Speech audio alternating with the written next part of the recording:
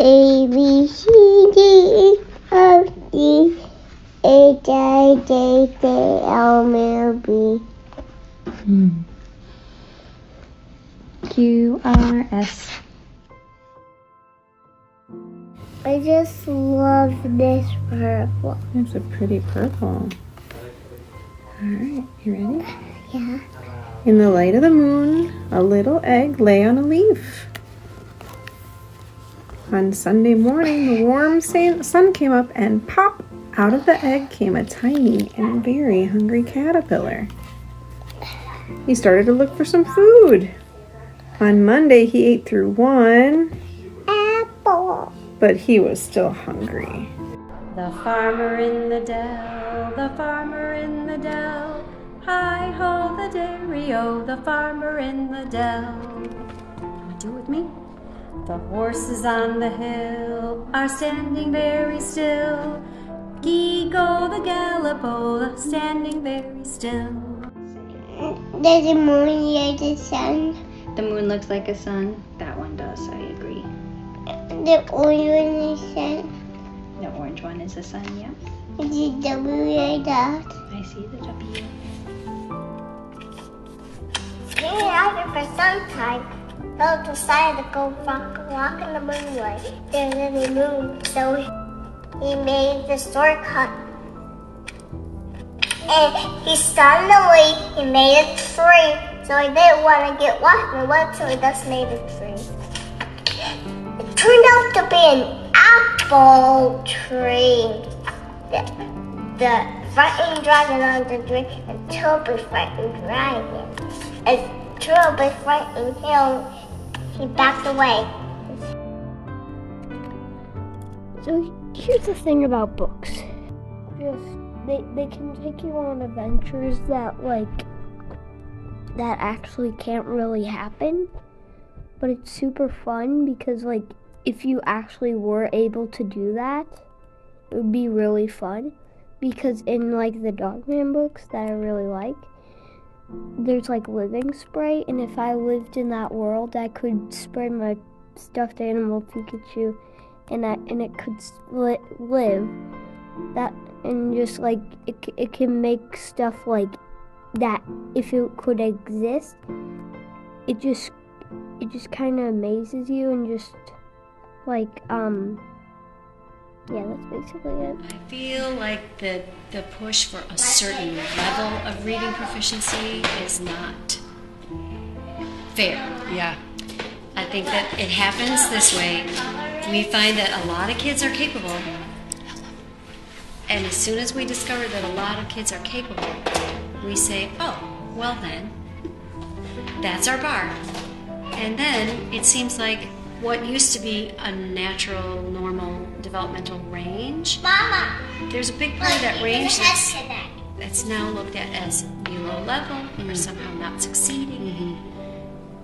And because we need to include all the phonics pieces and all the comprehension pieces and all the reading strategy pieces, we're giving time in a 7-hour school day. We're giving so much time to the mechanics of reading and writing. I don't get to read aloud to them as much as I would like to. And they don't get to do, what's the word I want, dramatic play. Yes. And the dramatic play is where all that conversation happens. It builds a language that supports the reading. I grew up raised just by my mom, the youngest of 3. Her days were long and left little time or energy for reading to me. We were more encouraged to stay outside, play in the yard, and only come inside when it was time to get cleaned up and go to bed. Reading wasn't a pastime that was encouraged in my house. I had an older brother who was an all-star athlete who thought it was nerdy to read. When I was a kid, I was tormented pretty relentlessly for spending time reading instead of playing basketball. Reading was so frowned down in my house that to this day, I have a hard time talking about reading, what I like to read, and the volume of content that I consume. I struggled to read as a child. CJ Jump was a pretty big milestone for me, but reading became an escape for me. Insert cliche story of hard times here. The library was a haven, and the librarians were the gatekeepers to whole new worlds. Now, reading is part escape, because I'd really like to fly on a dragon, lots of inspiration, and some parts agonizing as I try to grow as an individual.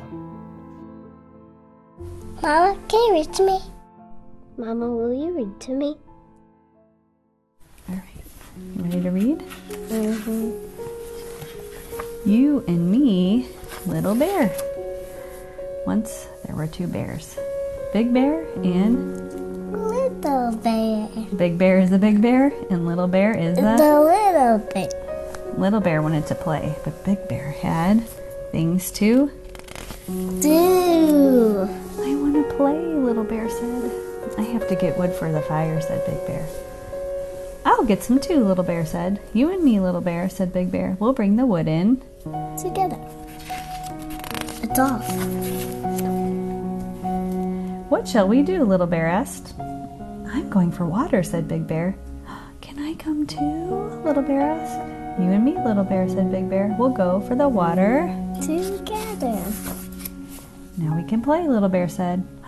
I still have to clean up, said Big Bear. Well, I'll clean up. You and me, little bear. I'll take care of the rest. I've cleaned up my things, Big Bear, Little Bear said. That's good, Little Bear, but I'm not finished yet. I want you to play, Little Bear said. You'll have to play by yourself, Little Bear, said Big Bear. I still have plenty to do. Little Bear went to play by himself while Big Bear continued with the work. Little Bear played bear jump. Little Bear played bear slide. Little Bear played bear. Swing. Little Bear played bear tricks with... Sticks. Oh, he's so cute. He doesn't know where the other stick is. Where do you think it is? On his On head. his head, silly bear. Little Bear played bear stand on his head, and Big Bear came out to sit on his rock. Little Bear played bear runabout by himself, and Big Bear closed his eyes to think. What is he doing? He is sleeping. Oh, is the mama sleeping? She taking a little rest? Uh-huh. Yeah. Because what? Because the baby wants her to play. Yeah. Little Bear went to speak to Big Bear, but Big Bear was... Asleep. Wake up, Big Bear, Little Bear said. Big Bear opened her eyes. I played all my games by myself, Little Bear said. Big Bear thought a minute, then said, let's play hide and seek. Little Bear, I'll hide and you seek. And he ran off to hide. Here I come, Big Bear called. And she looked and found Little Bear. Then Big Bear hid and Little Bear looked. I found you, Big Bear. Now I'll hide again. They played lots and lots of bear games. When the sun slipped away through the trees, they were still playing. Then Little Bear said, let's go home now, Big Bear. Big Bear and Little Bear went home to their cave.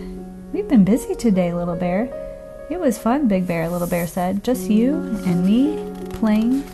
Together. Oh, That's nice. that's so adorable.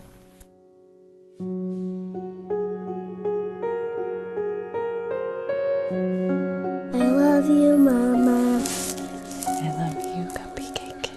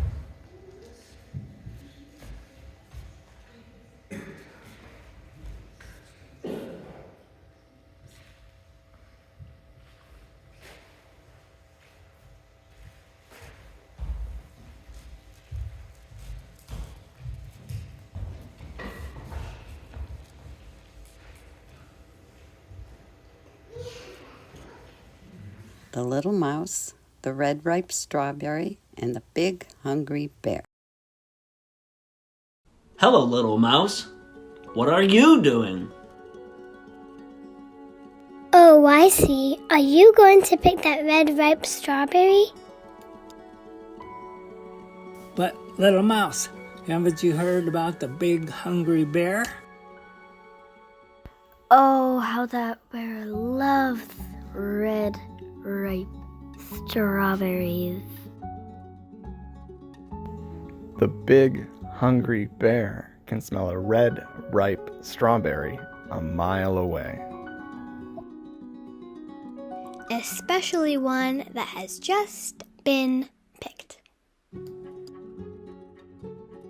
Boom, boom, boom!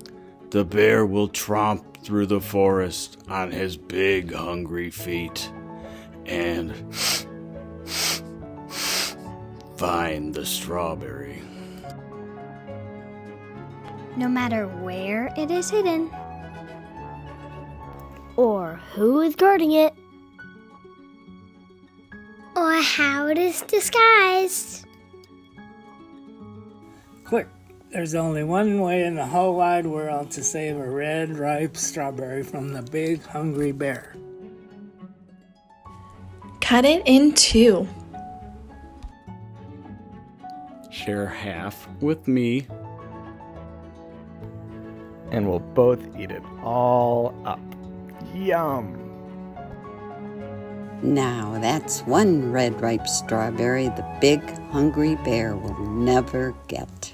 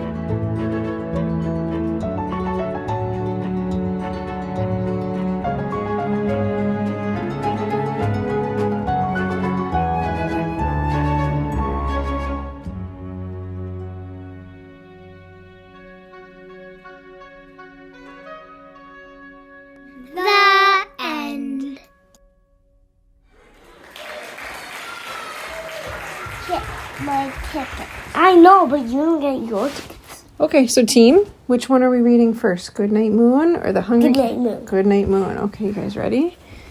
Can I sit on my lap, babe? Okay, okay. Shay. Aww, nice. Shay, we can both sit on him now. All right, in the great green room, there was a telephone and a red balloon and a picture of, what is it? The cow jumping over the moon. And there were 3 little bears sitting on chairs and 2 little kittens and a pair of mittens. And a rhyming book. That's right. And a little toy house and a young mouse. And a comb and a brush and a bowl full of mush and a quiet old lady who's whispering. Hush. Good night, room. Good night, moon.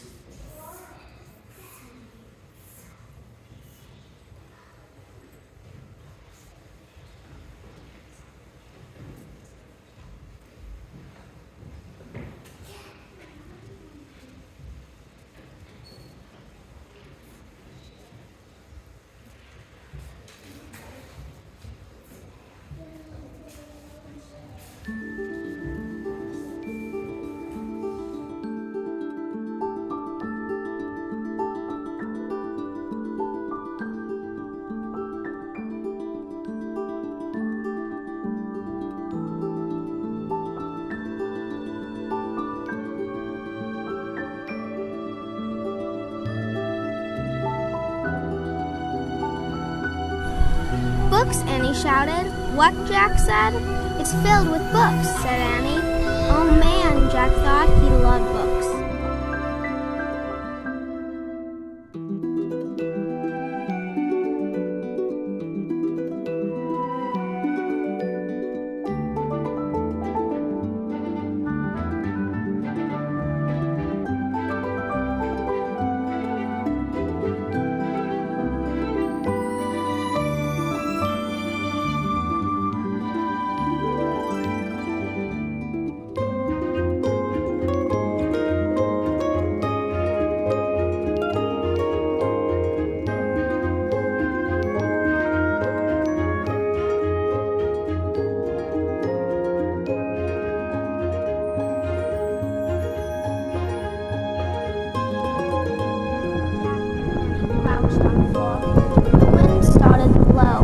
Treehouse started to spin.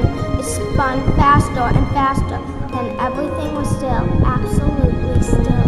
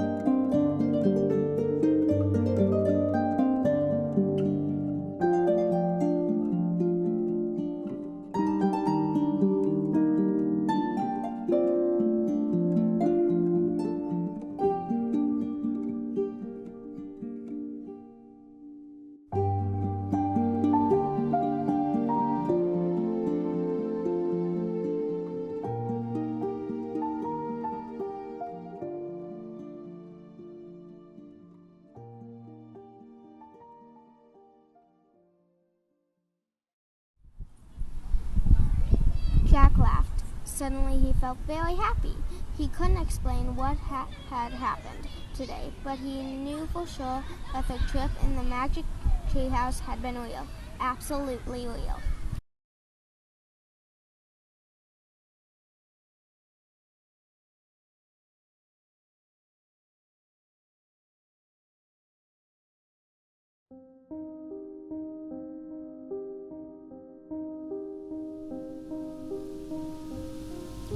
Weeks passed, and the little rabbit grew very old and shabby, but the little boy loved him just as much. He loved him so hard that he loved off all his whiskers. The pink lining to his ears turned gray and the brown spots faded. He even began to lose his shape, and he scarcely looked like a rabbit anymore, except to the boy. To him, he was always beautiful, and that was all that the little rabbit cared about. He didn't mind how he looked to other people because the nursery magic had made him real. And when you are real, shabbiness doesn't matter. And so the little rabbit was put into a sack with the old picture books and a lot of rubbish and carried out to the end of the garden. That night, the boy slept in a different bedroom, and he had a new bunny to sleep with him. And while the boy was asleep, the little rabbit lay among the old picture books in the corner, and he felt very lonely. He thought of those sunlit hours in the garden, how happy they were, and a great sadness came over him. He seemed to see them all pass before him, each more beautiful than the other. The fairy huts in the flower bed, the quiet evenings in the wood when he lay in the bracken, and the little ants that ran over his paws. The wonderful day when he first knew that he was real. He thought of the skin horse, so wise and gentle, and all that he told him. What use was it to be loved and lose one's beauty and become real if it all ended like this? And a tear, a real tear, trickled down his little shabby nose and fell to the ground.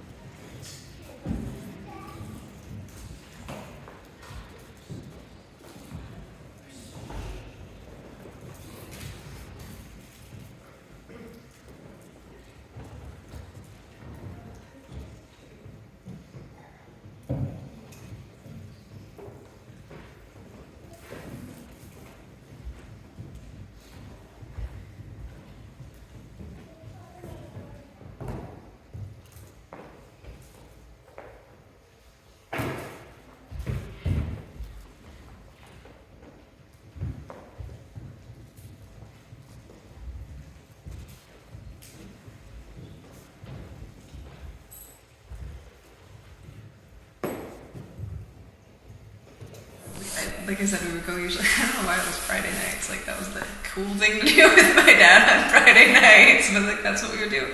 And the library was really small, and so I would just, I knew where like certain things were, and we would usually like, he would go off to the biographies, because that was like his thing, he loved, he would just read all the different, like, he was always learning something, and so that was like, he would go, and he loved all the different biographies, or history, or like anything that just made him smarter, basically. And I was always like, oh, I'll go to the fiction first, but then I'd like start the fiction, and then I'd be like, well, I need to go to like Shakespeare, because then I'm smart and I'm reading something fun, and like, like I would like kind of navigate. And so we did both, like Michael Crichton, that was like one of our favorites, so like we would actually read like the same books there. I'd be like, hey, here's one, just like rare for me to be able to give him a book to like enjoy, because he read everything.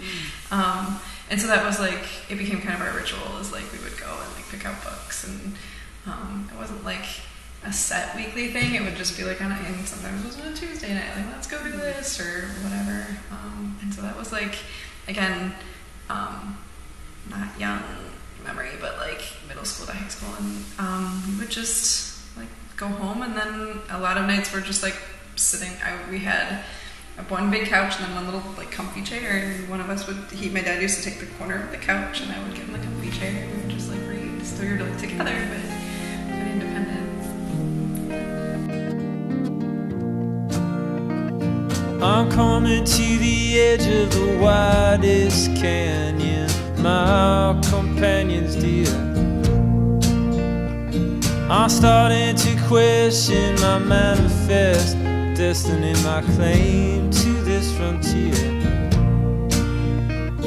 I'm coming to the brink of a great disaster, and just has to be near.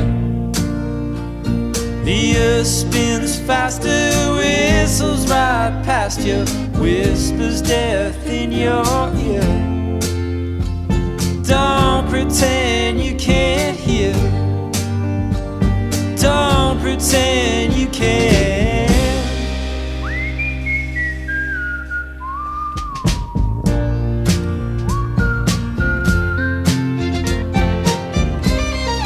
I can hear you tender roasting, digging for everything that's walked this earth once, living, then to be exhumed and burned to vapor. Can you save her?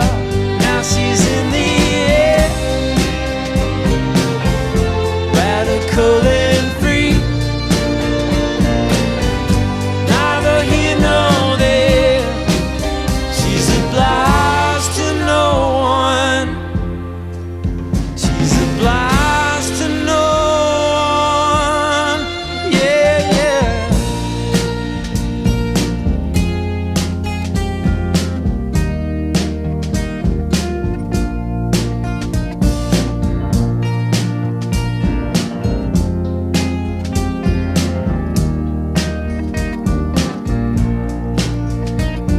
I'm coming to the edge of a rising ocean, such commotion and fear, keeping all our eyes on what's on the horizon and all that we hold dear. I'm coming to the brink of a great disaster, and just has to be near. The spins faster, whistles right past you, whispers death in your ear. Don't pretend you can't hear, don't pretend you can.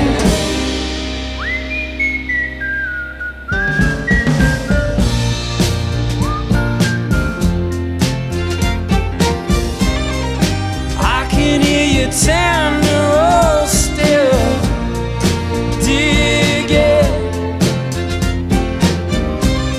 for everything that's walked this earth once, living,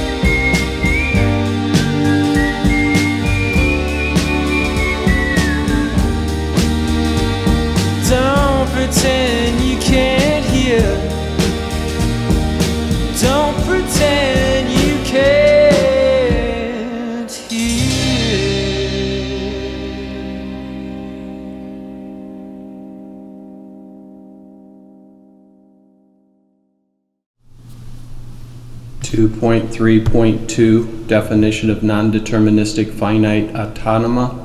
Now let us introduce the formal notions associated with the non-deterministic finite autonoma. The differences between DFAs and NFAs will be pointed out as we do. An NFA is represented essentially like a DFA. A is a 5-tuple Q sigma delta Q naught F, where 1, Q is a finite set of states, 2, sigma is a finite set of input symbols, 3, Q naught, a member of Q, is the start state, 4, F is a subset of Q, is the set of final or accepting states, 5, delta, the transition function, is a function that takes a state in Q and an input symbol in sigma as arguments and returns a subset of Q. Notice the only difference between an NFA and a DFA is the type of value that delta returns, a set of states in the case of an NFA and a single state in the case of a DFA. Example 2.7, the NFA of figure 2.9 can be specified formally as the 3-tuple Q naught Q sub 1 Q sub 2, the binary 0 1 delta Q sub 0 and Q2.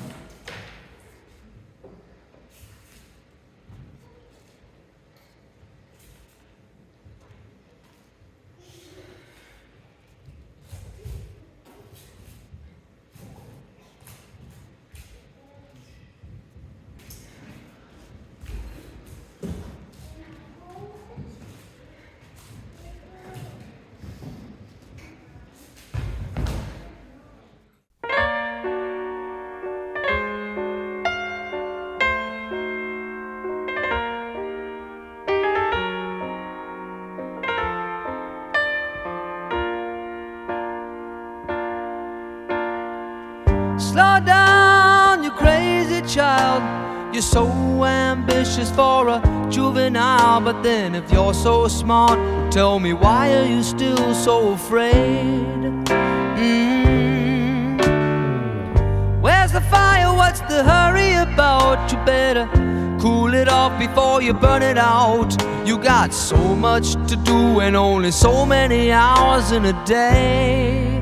Hey, but you know that when the truth is told, that you can get what you want or you can just get old. You're gonna kick off before you even get halfway through.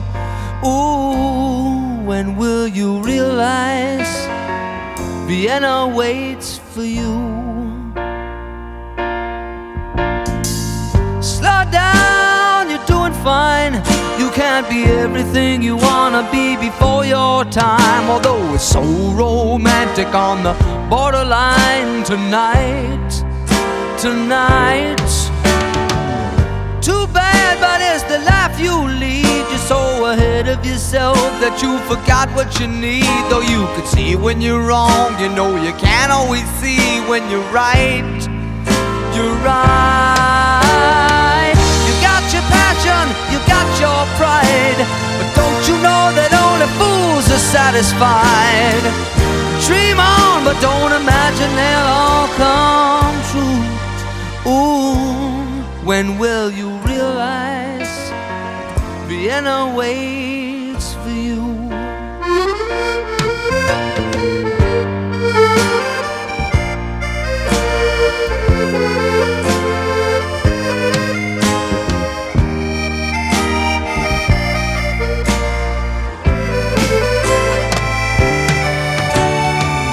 Slow down, you crazy child, and take the phone off the hook and disappear for a while. It's alright, you can't afford to lose a day or two.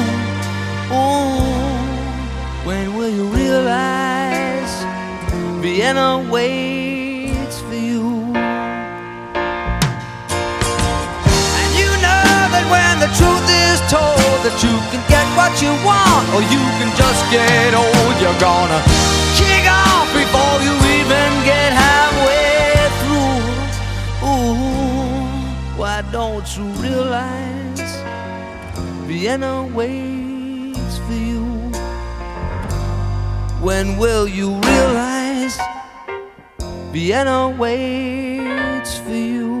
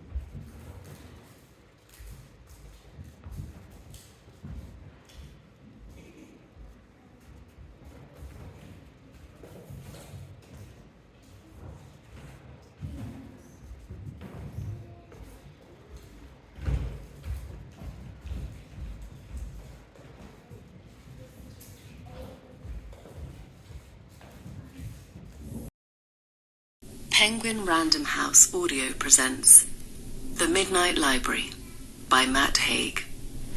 Read for you by Carey Mulligan. I can never be all the people I want and live all the lives I want. I can never train myself in all the skills I want. And why do I want? I want to live and feel all the shades, tones, and variations of mental and physical experience possible in my life. Sylvia Plath. Between life and death there is a library, she said, and within that library the shelves go on forever. Every book provides a chance to try another life you could have lived, to see how things would be if you'd made other choices. Would you have done anything different if you had the chance to undo your regrets? A Thing I Have Learned, written by a nobody who has been everybody. It is easy to mourn the lives we aren't living. Easy to wish we'd developed other talents, said yes to different offers. Easy to wish we'd worked harder, loved better, handled our finances more astutely, been more popular, stayed in the band, gone to Australia and said yes to the coffee, or done more bloody yoga. It takes no effort to miss the friends we didn't make, and the work we didn't do, and the people we didn't marry, and the children we didn't have. It is not difficult to see yourself through the lens of other people, and to wish you were all the different kaleidoscopic versions of you they wanted you to be. It is easy to regret, and keep regretting ad infinitum until our time runs out. But it is not the lives we regret not living that are the real problem. It is the regret itself. It is the regret that makes us shrivel and wither and feel like our own and other people's worst enemy. We can't tell if any of those other versions would have been better or worse. Those lives are happening, it is true, but you are happening as well. And that is the happening we have to focus on. Of course, we can't visit every place, or meet every person, or do every job. Yet most of what we'd feel in any life is still available. We don't have to play every game to know what winning feels like. We don't have to hear every piece of music in the world to understand music. We don't have to have tried every variety of grape from every vineyard to know the pleasure of wine. Love and laughter and fear and pain are universal currencies. We just have to close our eyes and savor the taste of the drink in front of us and listen to the song as it plays. We are as completely and utterly alive as we are in any other life, and have access to the same emotional spectrum. We only need to be one person. We only need to feel one existence. We don't have to do everything in order to be everything, because we are already infinite. While we are alive, we always contain a future of multifarious possibility. So let's be kind to the people in our own existence. Let's occasionally look up from the spot in which we are, because wherever we happen to be standing, the sky above goes on forever.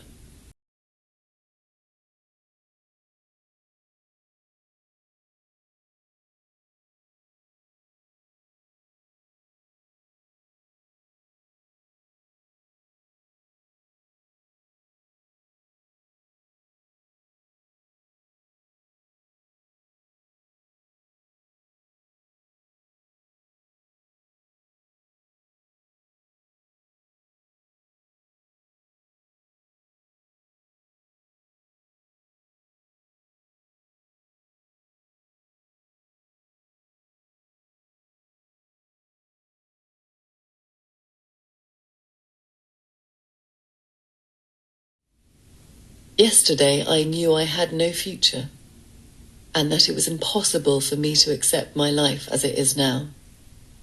And yet today, that same messy life seems full of hope, potential. The impossible, I suppose, happens via living. Will my life be miraculously free from pain, despair, grief, heartbreak, hardship, loneliness, depression? No. But do I want to live? Yes. Yes. 1,000 times. Yes.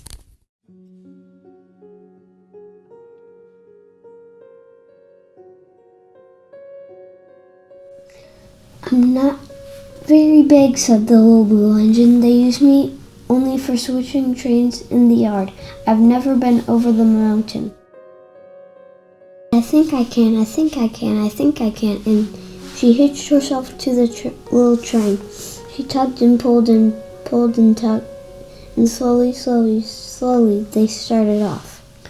The toy clown jumped aboard, and all the animals began to smile and cheer. Puff, puff, chug, chug went the little blue engine. I think I can, I think I can, I think I can, I think I can, I think I can. Up, up, up, faster and faster and faster, the little engine climbed, until at last they reached the top. And the little blue engine smiled and seemed to say as she puffed steadily down the mountain, I thought I could, I thought I could, I thought I could. I thought Could, I thought I could, I thought I could.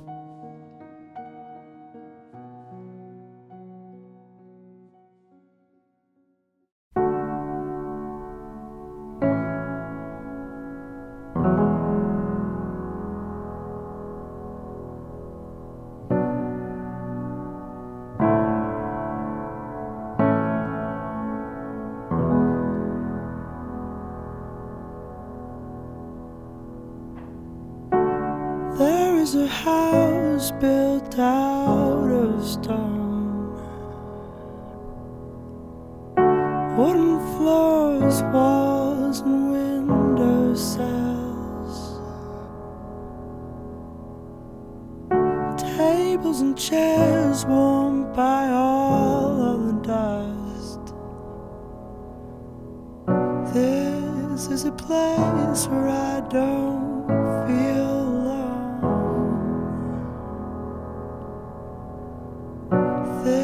this is a place where I feel at home.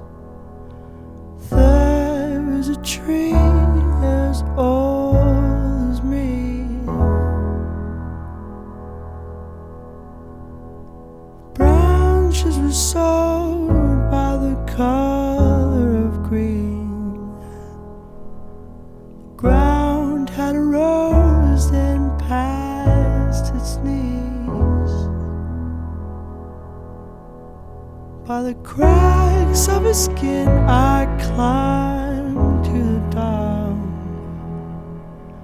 I climbed the tree to see the world. When the guys came around to blow me down, held on as tightly as you held on to me.